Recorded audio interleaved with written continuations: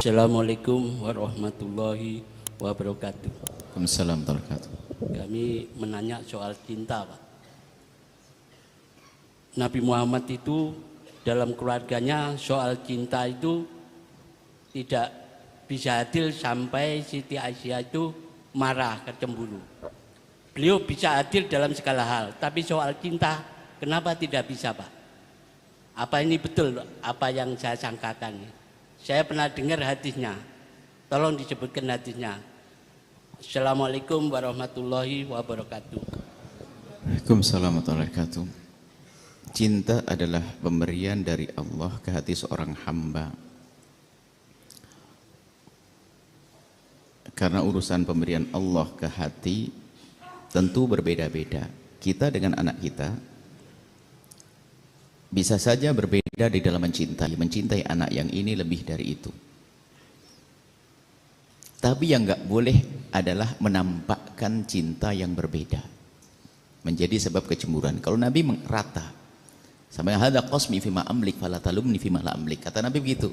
Nabi secara zahir membagi waktu adil, tapi yang aku tidak mampu, ya Allah jangan kau marahi aku, urusan hati. Anda dengan anak pun berbeda-beda, tapi tidak usah diomongin kalau aku cinta kepada anakku lebih bagus, tidak boleh. Bahkan orang tua tidak boleh berlaku tidak adil kepada anak-anaknya. Termasuk kedurhakaan orang tua kepada anaknya berlaku tidak adil. Karena ketidakadilan orang tua ini menjadikan sebab permusuhan di dalam diri sang anak. Sehingga ada namanya anak mama. Kalau sudah anak mama apapun dituruti.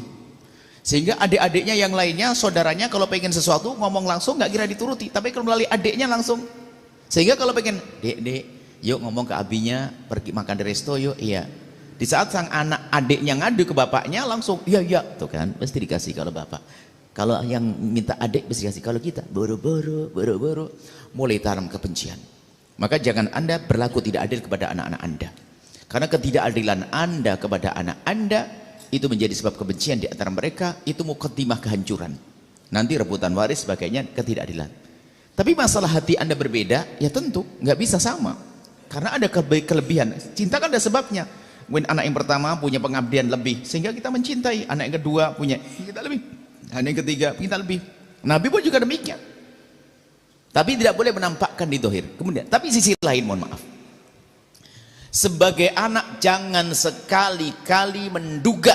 Ini kalau tidak kami sampaikan bahaya.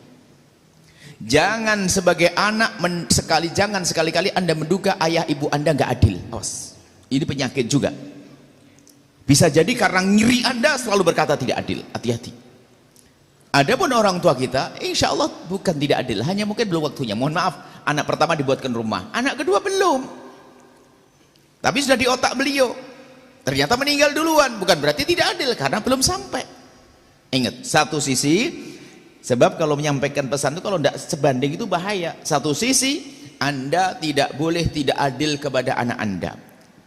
Kalau Nabi dengan istri-istri juga tidak boleh tidak adil. Satu. Kemudian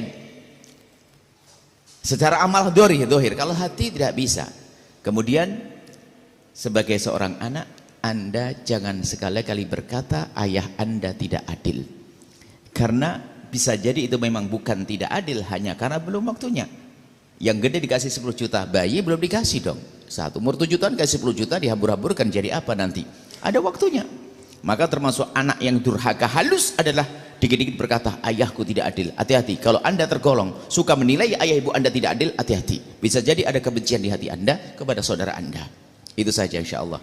Baik, wallahu a'lam bissawab. Al-Bahjah TV.